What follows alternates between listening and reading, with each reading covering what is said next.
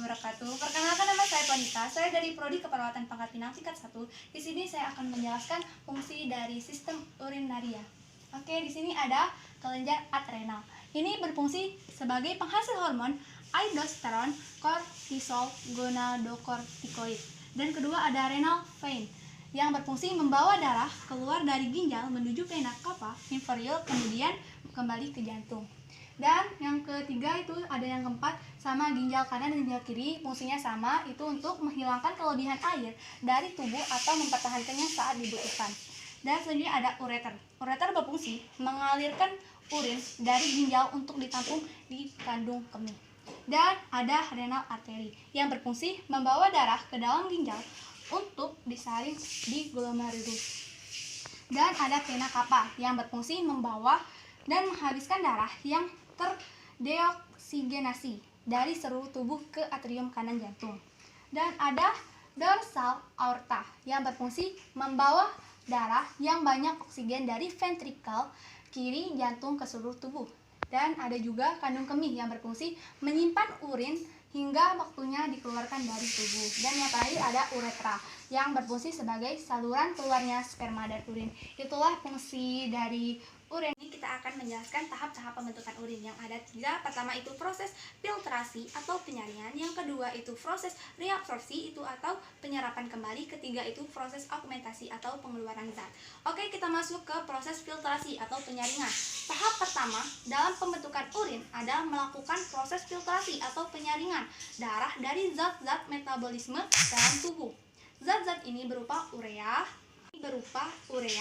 air, dan klorin yang dapat bersifat racun sehingga perlu untuk dikeluarkan. Proses filtrasi terjadi di badan Malpighi yang terdiri atas glomerulus dan kapsul Bowman.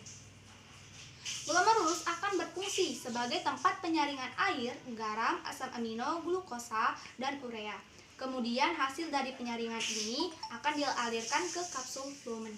Hasil dari proses filtrasi adalah urin primer yang mengandung air, gula, asam amino, garam atau ion anorganik, dan urea. Kedua itu ada tahap proses reabsorpsi atau penyerapan kembali. Tahap kedua adalah reabsorpsi atau penyerapan kembali. Urin primer dari hasil filtrasi tidak sepenuhnya akan dibuang, namun akan diserap kembali zat-zat yang masih berguna bagi tubuh. Penyerapan dilakukan pada bagian tubulus contractus proximal. Zat yang masih berguna seperti glukosa, asam amino, Na+, K+, Cl-, HCO3-, Ca2+, dan air diserap oleh pembuluh di sekeliling tubulus. Hasil dari proses ini berupa urin sekunder yang mengandung sisa limbah nitrogen, urea, dan air. Urin sekunder akan masuk ke lengkung Henle. Di dalam lengkung Henle, urin sekunder akan mengalami osmosis air sehingga kadar air berkurang dari urin menjadi lebih pekat. Dan ketiga itu ada proses augmentasi atau pengendapan. Tahap ketiga proses pembentukan urin ada augmentasi atau pengendapan. Urin sekunder akan masuk ke tubulus contractus distal. Pada proses ini terjadi pengendapan zat-zat yang sudah tidak diperlukan oleh tubuh. Selama proses ini, urin akan menjadi lebih pekat dan seterusnya dialirkan melalui pelvis renalis, ureter, dan berakhir di vesika urinaria untuk ditampung sementara.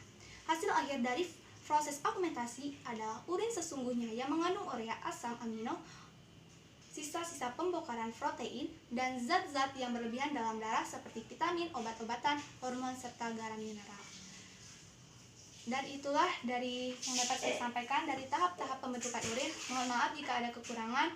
Saya akhiri. Wabillahi taufiq wal hidayah. Wassalamualaikum warahmatullahi wabarakatuh. Jangan lupa like dan subscribe.